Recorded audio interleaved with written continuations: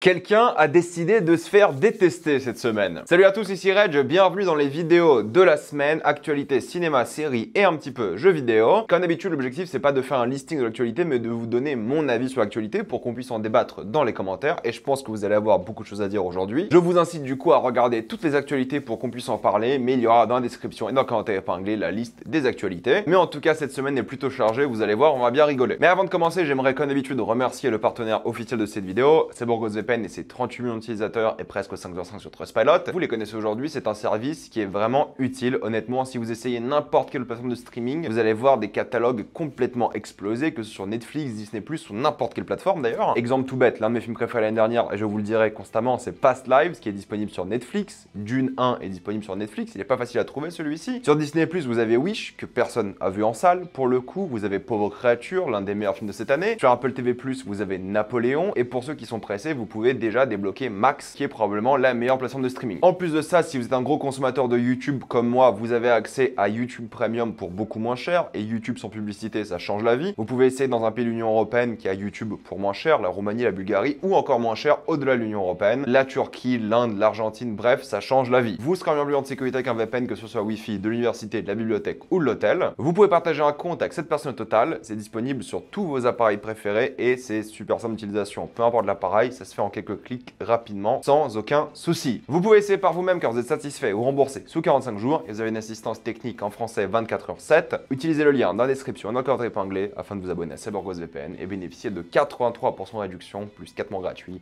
Foncez sur l'offre. Est-ce que vous avez déjà posé la question de quelle est la célébrité artistique ou sportive qui a le plus d'argent? Eh bien, Forbes a fait un classement récemment et il y a plusieurs personnalités du monde du cinéma évidemment, mais il y a plein d'autres artistes, de la musique et du sport de manière générale. Mais dans ce top 15 des milliardaires qui étaient partagés, parce que oui, c'est que les milliardaires, il y a 3 réalisateurs. Le premier, c'est Peter Jackson avec une fortune estimée à 1,5 milliard. Alors vous allez me dire, oui, il a fait beaucoup de films et tout, mais ça fait longtemps qu'il fait pas de films. De une, parce qu'il n'y a pas besoin financièrement, mais c'est pas des films qui lui ont rapporté de l'argent. C'est sa boîte d'effets spéciaux, Weta Digital. Et oui, c'est comme ça que beaucoup de réalisateurs se font de l'argent d'ailleurs, c'est ou en produisant des œuvres, ou en vendant des entreprises. Des entreprises souvent d'effets spéciaux. C'est comme ça qu'il est devenu milliardaire et c'est pour ça qu'il bosse plus trop, quoi. Spielberg est deuxième de la liste avec 4,8 milliards. Pareil, on est sur de la réalisation, de la production, de la vente d'entreprise. Et le premier, c'est George Lucas avec plus de 5,5 milliards. Évidemment, il y a la vente de Star Wars qui lui a rapporté plus de 4 milliards, mais surtout aussi le travail qu'il a fait avec ILM et tout à l'époque, qui lui a rapporté beaucoup d'argent. En plus de Star Wars, du merchandising, tout ça, le gars s'en est mis plein les poches. Tu m'étonnes qu'il veuille plus bosser, quoi. Pourquoi faire? Il y a 2 bandes annonces de films d'horreur qui ont été diffusées récemment. La première, c'est le film d'horreur Bambi. Vous savez, c'est dans le même univers que genre Winnie the Pooh. Ça a l'air pas terrible. Alors, c'est un teaser d'1 minute, mais ça a l'air vraiment nanardesque. On verra ce que ça donne, hein. Mais ça a pas l'air bien et c'est le but de cette franchise de pas être bien. Mais bon, voilà, le film va sortir bientôt. Et aussi une bande annonce d'un film d'horreur qui a l'air plus intéressant. C'est le film d'horreur Cuckoo ou Coucou, j'en sais rien, avec Hunter Schafer, Dan Stevens, qui a l'air pas mal du tout. Ça fait un peu classique, mais esthétiquement, le film a l'air très plaisant et j'ai hâte de voir ce que ça va donner pour le coup. Ça m'intrigue vraiment fortement. J'espère qu'on sera pas déçu. Ça sortira normalement aussi cette année. Je crois qu'en France, on n'a pas de date. Validé a été renouvelé pour une 3e saison. Écoutez, j'avais bien aimé la première. J'ai quasiment aucun souvenir de la 2e. Pourquoi pas une 3e saison? Ça peut le faire. Ça peut être rigolo. Mais je vais pas vous dire que je l'attends avec impatience. Le printemps du cinéma a fait son pire score depuis très longtemps. Et oui, parce qu'uniquement 2 millions de personnes sont allées au cinéma durant le printemps du cinéma. C'est aussi la proposition de films, je pense. C'est d'ailleurs ce que la fédération a dit. Il n'y avait pas assez de films populaires pour motiver les gens à aller en salle. Donc c'est le pire score depuis la création du printemps du cinéma. Évidemment, on est passé de 4 à 5 euros, l'inflation, mais c'était un échec. Je pense que lorsqu'ils feront à une période où il y aura plus de choses populaires, ils ne devraient pas s'inquiéter d'un succès. Même si, soyons honnêtes, 5 euros, c'est le tarif déjà pas classique, mais un tarif qui est accessible pour beaucoup de personnes, même hors printemps du cinéma. Donc c'est pas forcément une motivation. Dwayne Johnson a été assez rigolo parce que c'est vrai qu'il fait son grand retour dans le catch. Il sera de plus en plus impliqué dans le catch, ça j'en ai beaucoup parlé aussi. Mais il a aussi fait son grand retour sur Fox News, vous savez, la chaîne d'extrême droite américaine. Et il allait sur Fox News pour dire tout simplement qu'il n'allait soutenir ni Biden, comme il a fait en 2020,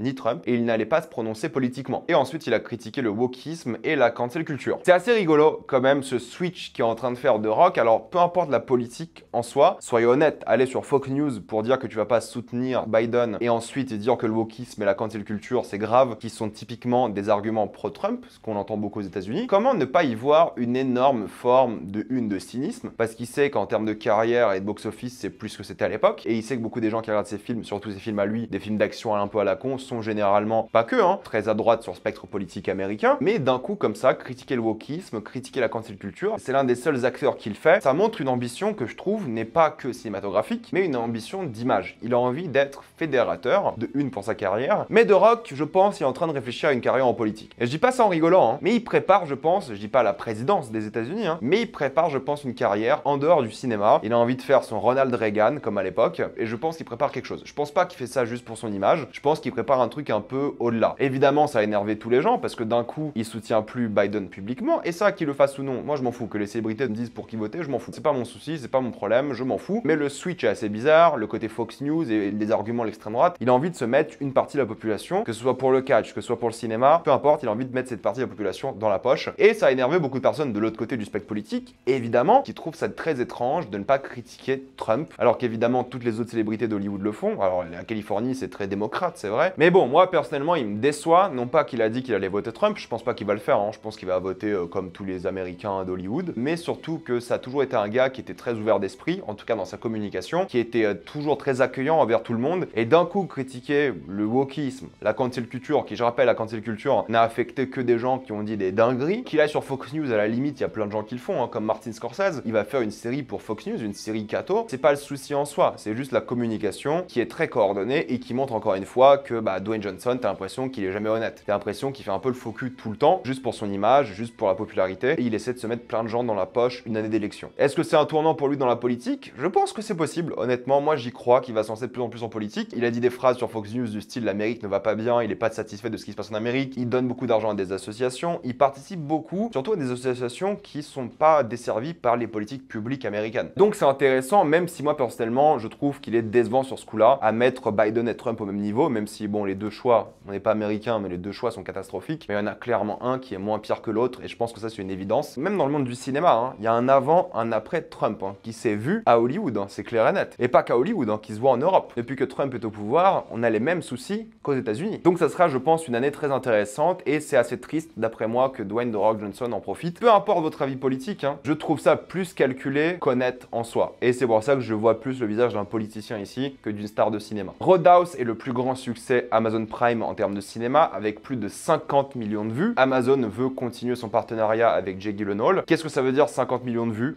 On sait pas. Non, vraiment, on n'en sait rien. C'est des chiffres qui ne veulent rien dire, mais voilà, c'est leur plus gros carton ever, jusqu'à leur prochain plus gros carton ever, etc., etc. Les plateformes de streaming ne font que gonfler les chiffres constamment, donc comment leur faire confiance? Mais bon, je suis pas déçu, moi j'ai fait ma critique du film, j'ai trouvé ça sympa, sans plus, un remake inutile, mais au moins sympathique. D'ailleurs, pour lancer les news Disney, Bob Iger a lui-même dit qu'il ne croit pas au wokisme, qu'il pense que c'est un mot qui est utilisé à droite à gauche sans raison par l'extrême droite américaine, justement pour décrédibiliser certaines œuvres et certaines entreprises et certaines personnes. Et ça me fait mal de le dire, hein, mais je suis d'accord avec Bob Iger, le président tyrannique de Disney, qui pour le coup ne dit pas une bêtise là. Il a tout à fait raison. La vérité c'est que le wokisme en soi n'existe pas. Ou alors pas de la manière dont beaucoup de personnes le voient. J'ai une grosse vidéo avec invité qui va arriver sur ce sujet là bientôt. Pas mal d'actualités Disney avec Julia Garner qui va jouer le surfeur d'argent. Donc le surfeur d'argent sera une femme dans l'œuvre Les 4 Fantastiques évidemment. Ça me dérange pas en soi. Je pense que le genre du personnage n'a genre aucune importance. De toute façon on sait pas à quel point elle sera recouverte genre de CGI ou pas. Mais Julia Garner est un excellent choix, très bonne actrice, je suis content pour elle, qu'elle fasse une grande œuvre, ça lui rapporte plein d'argent et qu'elle soit bien plus populaire, tant mieux pour elle. Mais ce qui est rigolo, c'est que Marvel hésitait entre deux personnes, Julia Garner et Lakeith Stanfield, parce qu'il a juste après dit qu'il pensait que ça allait être lui sur Instagram, un post qu'il a supprimé rapidement, donc il était visiblement assez déçu de ne pas avoir eu le rôle. Et en soi, les deux auraient bien marché. Mais ça montre aussi que Marvel n'avait pas en tête le fait de changer le genre du personnage. Ils étaient ouverts aux deux genres et ils se sont dit, bah ok, on a préféré Julia, on va pour Julia, alors que Lakeith était visiblement le finaliste. Dans les deux cas, c'est deux bons acteurs, on aura Julia, très bien, Lakeith est déçu, c'est triste, c'est la vie, il aura d'autres rôles, il a une belle carrière, de toute façon il s'en fout. Mais je trouve ça bien qu'ils étaient assez ouverts d'esprit aussi sur comment faire le personnage, surtout que ça n'a pas d'importance si c'est une femme ou un homme. Mais ça sera le même personnage, ça sera pas une variante féminine, ça sera le personnage. Pour un peu de positivité niveau Marvel, Olivia Colman a dit qu'elle kiffe Marvel, elle a d'ailleurs elle aussi joué dans Marvel, hein. Et il y a plein d'acteurs qui détestent Marvel, plein qui en parlent constamment, et elle a dit moi j'aime bien. À chaque fois qu'il y a un Marvel au cinéma, moi j'y vais, ça me fait kiffer. C'est une actrice qui fait de tout, hein, qui fait des projets indépendants, elle est ultra productive aussi, qui fait des blockbusters, elle s'en fout, qui gagne des Oscars, elle aime bien Marvel, ça lui fait plaisir.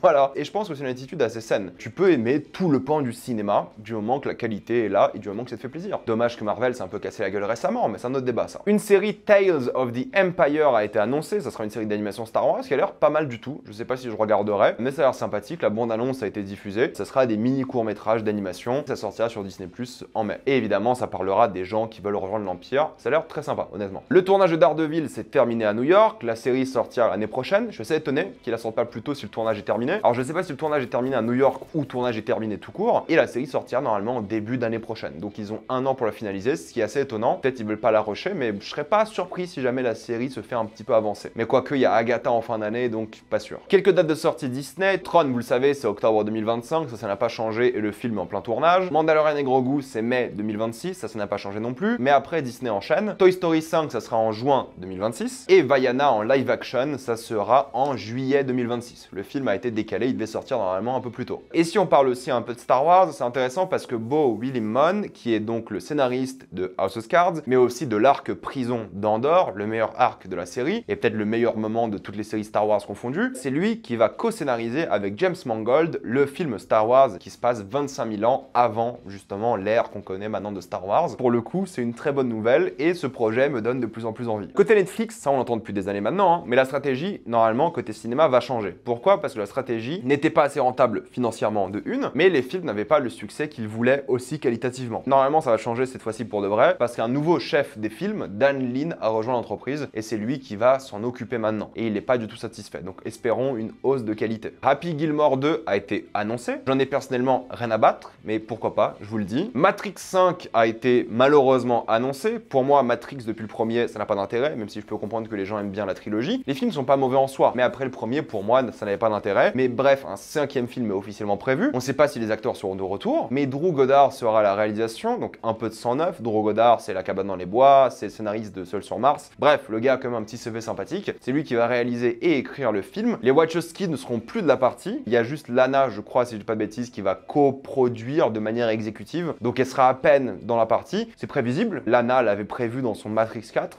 Rien de nouveau. Elle avait annoncé la scène où justement elle dit qu'ils peuvent faire un Matrix sans elle. Et voilà, c'est ce qui va se passer. J'en ai rien à faire, honnêtement, personnellement. Je suis déçu de cette annonce. J'ai envie d'être optimiste, encore une fois, mais pour moi, on a raconté tout ce qu'il y avait à raconter dans Matrix. Dans quelle direction est-ce que tu veux aller? J'imagine que Drew Goddard a réussi à avoir un bon scénario et il a réussi à convaincre, mais je suis très méfiant de ce film. Christian Bale et Jessie Buckley ont été révélés dans le film The Bride. C'est un film Frankenstein, d'où l'allure très Joker de Christian Bale. Mais voilà, le film va sortir normalement en fin d'année, si je dis pas de bêtises. J'ai envie d'y croire. Ça sera drôle d'avoir 2 films Frankenstein en moins d'un an, voire même 3 films Frankenstein, si je dis pas de bêtises. Bref, je suis curieux de voir ça. Espérons que ce soit évidemment bien. C'est officiel, Dune Messiah a été annoncé et confirmé. Legendary Pictures travaille dessus. Pas de date de sortie évidemment pour le film. La Warner va sûrement bosser avec Legendary encore une fois. Très bonne nouvelle, ça ne surprend personne pour le coup. Tout le monde savait qu'une suite allait arriver, vu le succès du film, que ce soit d'un point de vue qualité ou box-office. Mais la trilogie sera donc conclue avec Dune Messiah, qui sortira 2027-2028. Et pourquoi? Parce que Denis Villeneuve ne veut pas bosser dessus tout de suite. Il bosse sur un autre projet, un projet adapté d'un livre qui s'appelle A Nuclear War, a Scenario, qui est sorti, je crois, cette année, si j'ai bien compris, donc je vais peut-être me le prendre. C'est grosso modo une série d'interviews de ce qui se passerait si une guerre nucléaire